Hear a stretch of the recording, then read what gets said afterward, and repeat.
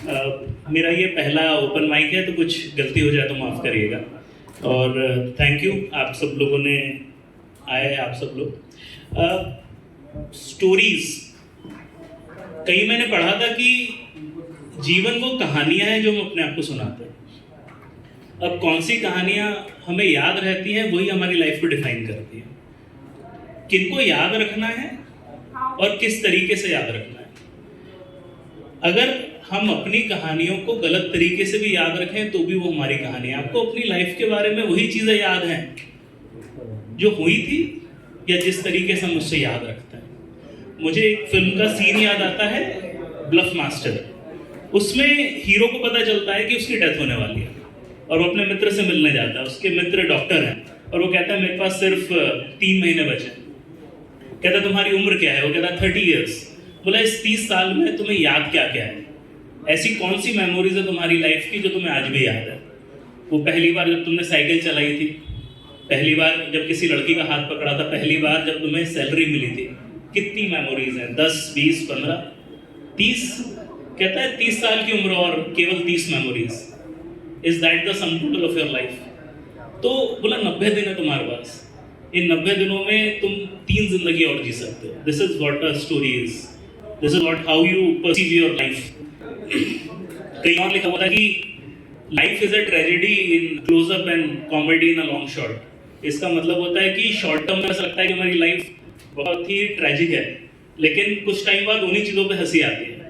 वैसे तो कुछ पर्सनल सुनाने का मन था, लेकिन मैंने कहा अवॉइड करता हूँ उसको आज। एक दूसरी कहानी याद आई। मैं कॉलेज में था सर, और फर्स्ट ईयर की बात है, और बीबीए में मेरी फ्रेंड है प्रज्ञा। हम लोग स्कूल फ्रेंड्स थे, तो हमारा हंसी मजाक चलता था।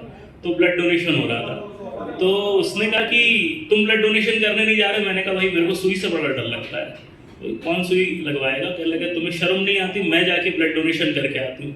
अब मेरे अंदर का जो एक मेल ईगो था वो जाग गया। मैंने कहा रुक जा, पहले मैं जाऊँगा। मैं जा गया, बढ़िया हिम्मत से मैंने ब्लड डोनेशन किया।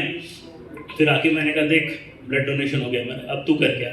वो गई तो पता चला सर वो अंडर वेट थी, 50 किलो से कम की थी, तो उससे लिया ही नहीं। मतलब जबरदस्ती के ईगो में मैं आज तक ब्लड डोनेशन और साथ कर रहा हूँ। Similar way I like the girl, right. एक लड़की मुझे पसंद थी, तो सुबह 4:30 बजे उठता था मैं कि 5:30 पौने 6 बजे उसका वॉक कर पाऊँ, ठंड दिसंबर में। ठीक है, एक दिन हम वॉक कर रहे थे, उसने कहा कि करेले का जूस पियेंगे। मैंने कहा कुछ और बचा नहीं जीवन में, करेले का जूस पियेंगे। मैंने आधा आधा करेले का जूस प्रेम के नाम पे पी लिया। उसने शादी किसी और से कर ली।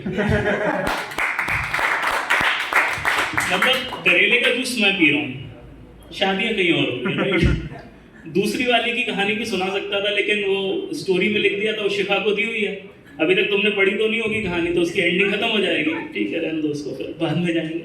खैर आपको एक कहानी सुनाता हूँ, एक इजिप्शियन स्टोरी सुनाता हूँ मैं आपको। जेफरी आर्चर साहब की बात में सर मैंने स्टोरी पढ़ी थी। उन्होंने कहा था शॉर्ट स्टोरी कैसी होनी चाहिए। उन्होंने कहा इजिप्ट में एक गांव में एक बाजार में मौत खड़ी हुई थी, और वहां से एक आदमी का नौकर निकल रहा था, और वो मौत उस आदमी को देख के बड़े अजीब तरीके से उसकी आवाजें निकाल रही थी। उस आदमी का नौकर डर गया कि भाई ये मेरा नाम बार बार क्यों ले रही है। अपने मालिक के पास पहुंचा और उसने कहा कि मालिक आज बाजार में मौत दिखी मुझे, मेरा नाम पुकार रही थी, अजीब तरीके से मुझे घूर रही थी, अपना सबसे तेज घोड़ा मुझे दे दीजिए। आज मैं दमास्कस निकल जाऊंगा। उसने कहा ठीक है चले जाओ। शाम को मालिक वापस उस बाजार गया, वहां पे मौत दिखी। मौत से पूछा तुम आज मेरे नौकर को देख के ऐसे अजीब से बिहेव क्यों कर रहे थे? मौत ने कहा मैं ये सोच रहा था कि कल इसे दमास्कस में उठाना है, आज यहाँ क्या कर रहा है। क्या बात है। कई बार बात होती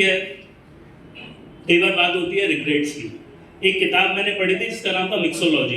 कई लोग पूछते हैं कौन सी अच्छी किताब है पढ़ने लायक, तो मैं हमेशा वो रिकमेंड करता हूँ। वो कहानी जब मैंने पढ़ी तो मेरी लाइफ से रिग्रेट्स खत्म हो गए।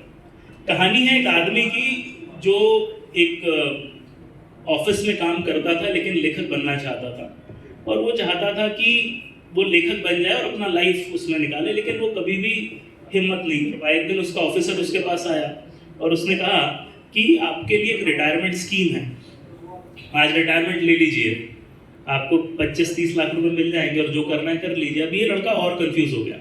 इसने कहा कि रिटायरमेंट ले लिया जाए या ना लिया जाए, 20-25 लाख बहुत होता है। इसी उद्धड़बुन में था साहब, रोड क्रॉस कर रहा था, एक बस आई, उसको टकरा के मार दिया, ये आदमी मर गया और पहुंच गया कहाँ? ऊपर। वहाँ पे ईश्वर के फरिश्ते मिले और उन्होंने कहा कि भाई तुमको गलती से मार दिया। मैंने कहा चलो ये तो बड़ी पुरानी कहानी है, 15 बार सुन चुके हैं इसको, कि अब वो रियलाइज़ करेगा कि मेरे को मेरी लाइफ में सारे के सारे जो भी डिसीजंस थे रिस्क ले लेने चाहिए थे। बट ये कहानी थोड़ी सी अलग थी। उसने कहा मैं तुम्हें सॉल्व करती हूँ, तुम्हारा देखती हूँ प्रॉब्लम क्या है, तब तक तुम यहाँ बैठो। ये लाइब्रेरी है, इस लाइब्रेरी में दुनिया के हर आदमी की पूरी कहानियाँ हैं, पढ़ मत लेना। अब भाई लेकिन अगर अपनी लाइफ की स्टोरी कहीं लिखी होगी तो आदमी किताब उठाएगा, तो उसने वो किताब उठा ली और उसने सोचा कि यार मुझे लेखक बन ही जाना चाहिए था, और अगर लेखक बन जाता तो जीवन कैसा होता। और वो अचानक से उस लाइफ में पहुंच जाता है। उस लाइफ में पहुंचता है तो उसे रियलाइज होता है कि 5-6 साल से वो लेखक बन चुका है, एक अखबार में पत्रकार है, पैसा खत्म होने वाला है, लोग उसे जानते नहीं है, फ्रस्ट्रेशन आ रहा है। इसने कहा यार ये तो लाइफ का डिसीजन गलत था सर, ये वाला डिसीजन नहीं लेना चाहिए था। तो अचानक से वापस पहुंच जाता है वो उसी स्वर्ग में। कहता है तो बेहतर ये रहेगा शायद कि नौकरी ना छोड़ी जाए रहते ही नौकरी में। अब अचानक से वो उस लाइफ में पहुंच जाता है जिसमें वो नौकरी नहीं छोड़ता। 50-60 साल की उम्र हो चुकी है, रिटायर हो चुका है, तो रियलाइज़ करता है कि उसके आसपास कोई नहीं है, फैमिली नहीं है, फ्रेंड्स नहीं है, किसी को जानता नहीं है, अकेला रह गया है। तो रियलाइज़ करता है यार ये भी डिसीजन भी गलत था। फिर उसको याद आता है कि कॉलेज के टाइम में एक लड़की पसंद थी उसे, तो अगर उसको प्रपोज नहीं किया क्योंकि उसको अपनी कैरियर बनानी थी, तो बोला शायद मुझे उस लड़की को प्रपोज कर देना चाहिए था। अब वो उस लाइफ में पहुंच जाता है जहाँ पे उसने उस लड़की को प्रपोज किया सर। अब वो देखता है कि वो बहुत बड़ा लेखक बन चुका है, कहला ये ठीक है, बड़े बड़े लोग अपने को जानते हैं, ये भी ठीक है। बोला शादी किससे हुई? उसी लड़की से। बोला ये, बोला this was the right decision. जीवन में ये निर्णय लेना था। जब घर पहुंचता तो पता चलता है कि वाइफ घर छोड़ के चली गई, भागी नहीं सर, चली गई। वो दुखी होके चली गई कि हमारे पास मेरे लिए टाइम नहीं है। कहता है यार ये भी डिसीजन गलत हो गया।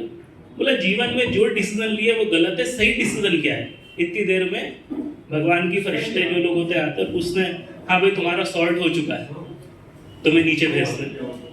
ये कहते हैं भाई नीचे क्यों जाए, नीचे जाके करें क्या? जीवन में जो निर्णय ले रहा हूँ उसमें स्थिति हो रही है, तो नीचे जाके करूंगा क्या?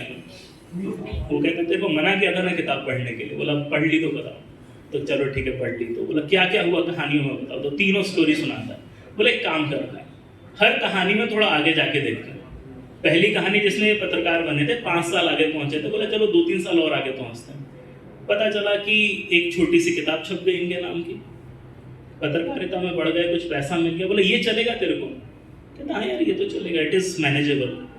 चल बोलो दूसरी लाइफ में जाता है जिसमें वो रिटायर हुआ था। उसके बाद उससे भी 2 साल आगे गए, पता चला इसने सोशल वर्क चालू कर दिया। हज़ारों लोग आसपास घूमते रहते हैं, लोगों को ये हमेशा मोटिवेट करता रहता है। अब भी किताब छपी है लेकिन मैनेजमेंट में। बोले ये चलेगा तेरे को? बोला हाँ यार ये भी चलेगा। बोले चलो तीसरी कहानी में चलता है। तीसरी कहानी में जहाँ पे उसकी वाइफ उसको छोड़ के गई थी, तो वहाँ पे वो कहता है कि नहीं, मेरे लिए मेरा कैरियर नहीं, मेरी वाइफ इंपॉर्टेंट है, ये सब कैंसिल करो, मैं उसको वापस लेके आऊँगा। और उसको वापस लेके आता है।